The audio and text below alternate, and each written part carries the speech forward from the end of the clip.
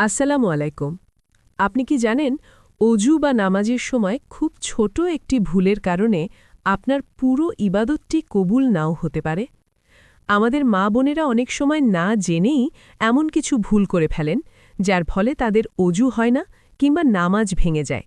যেমন পাতলা ওড়না পরে নামাজ পড়লে কি নামাজ হবে, কিংবা গোসল ফরজ থাকা অবস্থায় খাবার খেলে কি রিজিকে অভাব আসে।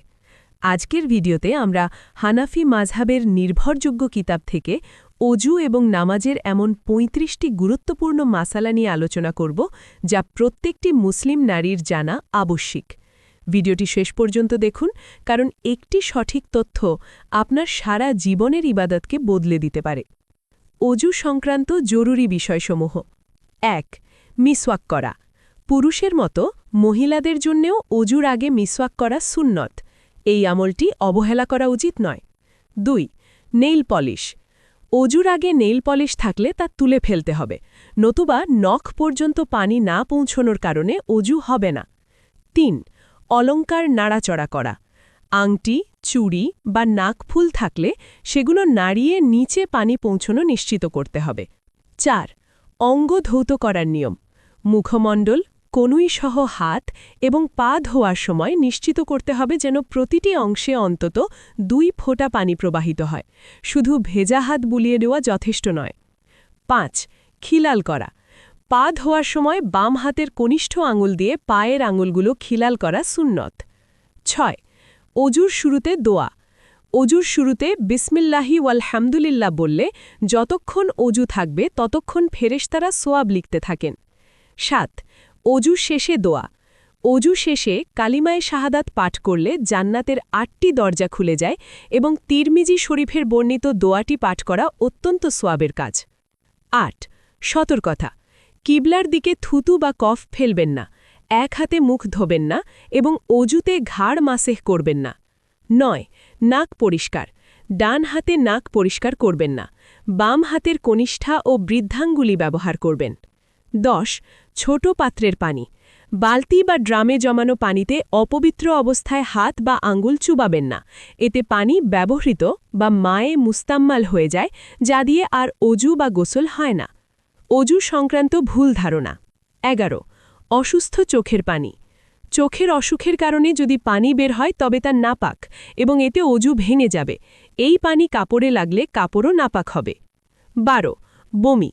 মুখ ভর্তি বমি করলে অজু ভেঙে যায়। এই বমি প্রস্রাবের মতো নাপাক। ১৩.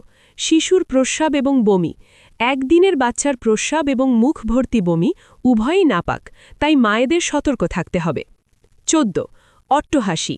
নামাজে অর্থাৎ রুকু সুজদা বিশিষ্ট বালেগা মেয়েরা অট্টহাসি দিলে নামাজ এবং অজু উভয়ই ভেঙে যায়, তবে নামাজের বাইরে হাসলে অজু ভাঙে না।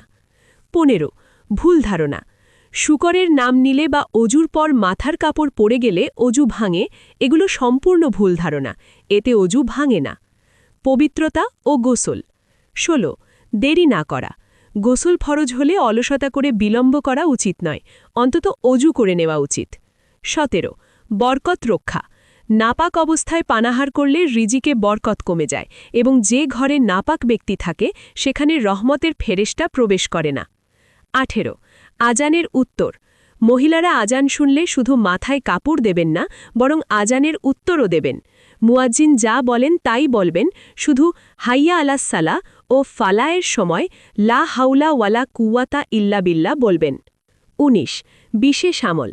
আজানে রাসূলের নাম শুনলে দুরুদ পাঠ করা এবং বৃদ্ধাঙ্গুলি চোখে লাগানো মুস্তাহাব। ২০. স্তব্ধ থাকুন। আজানের সময় কথা বলা থেকে বিরত থাকুন, এমনকি কুরআন তেলাওয়াতও বন্ধ রেখে আজান শোনা এবং জবাব দেওয়া জরুরি। ২১. নামাজের সঠিক নিয়ম মহিলাদের জন্যে। ২ পায়ের মাঝে ৪ আঙ্গুল পরিমাণ ফাঁক রেখে সোজা হয়ে দাঁড়াবেন। ২২. হাত তোলা। তাকবীরে তাহরিমার সময় হাত চাদরের ভেতর থেকে বের করবেন না, কাঁধ পর্যন্ত হাত তুলে বুকের ওপর বাম হাতের ওপর ডান হাত রাখবেন। ২৩. রুকু। পুরুষের মতো বেশি ঝুঁকবেন না, হাত দিয়ে হাঁটু আঁকড়ে ধরবেন না, বরং আঙুলগুলো মিলিয়ে হাঁটুর উপর রাখবেন এবং হাঁটু সামান্য বাঁকা রাখবেন।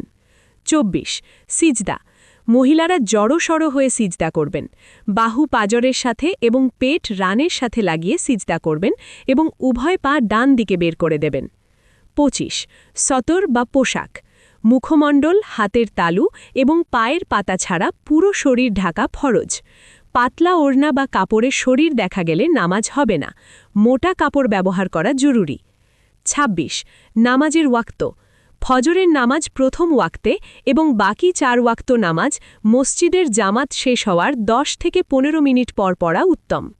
27 কেরাত ও উচ্চারণ, কেরাত নিজের কান পর্যন্ত শোনা যায় এমন আওয়াজে পড়তে হবে, তবে উচ্চারণ অবশ্যই শুদ্ধ হতে হবে। ভুল উচ্চারণে নামাজ হয় না। 28 দাঁড়িয়ে নামাজ, ফরজ, বিতর এবং ফজরের সুন্নত দাঁড়িয়ে পড়া ফরজ। সক্ষম ব্যক্তি বিনা ওজরে বসে পড়লে নামাজ হবে না। নামাজের পরের আমল। 29 দোয়ায়ে কুনুত, বিতরের নামাজে দোয়ায়ে কুনুত জানা না থাকলে 3 বার আল্লাহুগফিরলি পড়তে পারেন, তবে এটি দ্রুত মুখস্থ করা উচিত। 30 তাসবিহ ও দোয়া, প্রতি ওয়াক্ত নামাজের পর অন্তত একবার আয়াতেল কুরসি, 33 বার সুবহানাল্লাহ, 33 বার আলহামদুলিল্লাহ এবং 34 বার আল্লাহু আকবার বা তসবিহে ফাতিমি পাঠ করবেন। এতে সমুদ্রের ফেনা পরিমাণ গুনাহ মাফ হয়ে যায়।